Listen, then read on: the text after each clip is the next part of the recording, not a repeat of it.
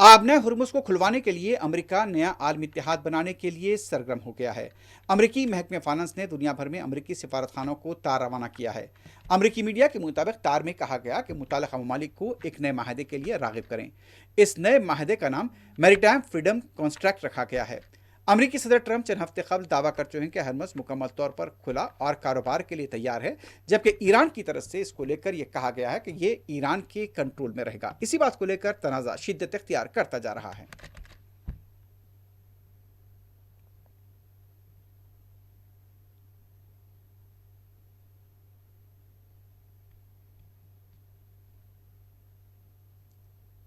दूसरी तरफ अमेरिका के सदर डोनाल्ड ट्रंप ने कहा कि वो ईरान का बहरी मुहासरा उस वक्त तक बरकरार रखेंगे जब तक तेहरान ऐसे माहदे पर राजी नहीं हो जाता जो उसके जौहरी प्रोग्राम के बारे में अमेरिका के खदशात को दूर कर दे।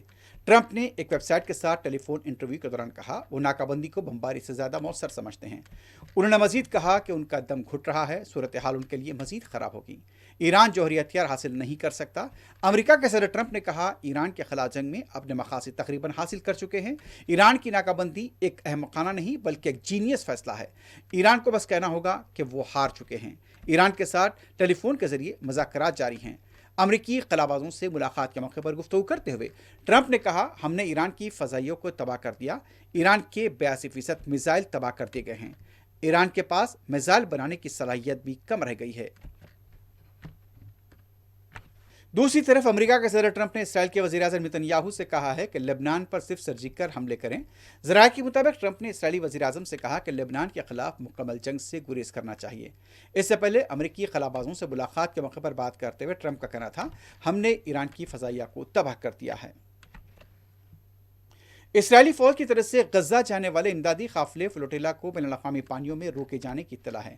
बताया जाता है कि तकरीबन 50 से ज़्यादा कश्तियाँ इस काफिले में शामिल हैं। इससे पहले समुद्र फ्लोटिला के काफिले को इसराइल की तरफ से रोक दिया गया था।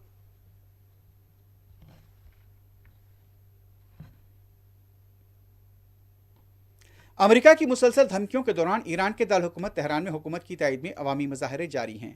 गुज़िश्ता रोज़ तेहरान के इनकलाब स्क्वायर पर हज़ारों अफराद ने हुकूमत और फ़ौज की हिमायत में मुजाहरे किए। इस मौके पर ईरान के जदीद अराश खुदकुश ड्रोन की नुमाइश की गई। तेहरान के दूसरे कई मकामात पर भी अवाम ने हुकूमत की हिमायत में हिस्सा लिया। अमेरिका के वज़ीर दिफा ने कहा है कि वाशिंगटन में ईरान में नाकाबिल यकीन कामयाबियाँ हासिल की हैं, लेकिन उनका कहना था कि तेहरान के एटमी अज़ाइम बरकरार हैं। अमरीकी इंतज़ामिया उस पर गहरी नज़र रखे हुए हैं। वज़ीर दिफा ने ईरान में जंग के बारे में कांग्रेस में अपना पहला बयान देते हुए कहा सदर ट्रंप ने इस बात को यकीनी बनाने के लिए हिम्मत का मुजाहरा किया कि ईरान के पास कभी एटमी हथियार ना हो।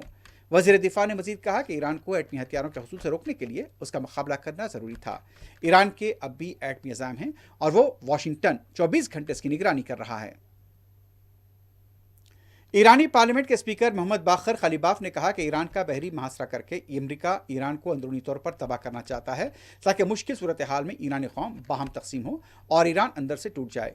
उन्होंने इन ख्यालात का इजहार किया। उनका यह बयान सरकारी टीवी ने रिपोर्ट किया है। ईरान के खिलाफ अमेरिका और इसराइल की 28 फरवरी से जारी जंग के दौरान एक मौसर शख्सियत के तौर पर उभरने वाले ईरानी स्पीकर इस्लामाबाद में अमेरिका और ईरान के दरमियान 47 साल के तवील अरसे बाद होने वाले बराह रास्त मुज़ाकरात में ईरानी वक्त की क़ियादत भी कर चुके हैं।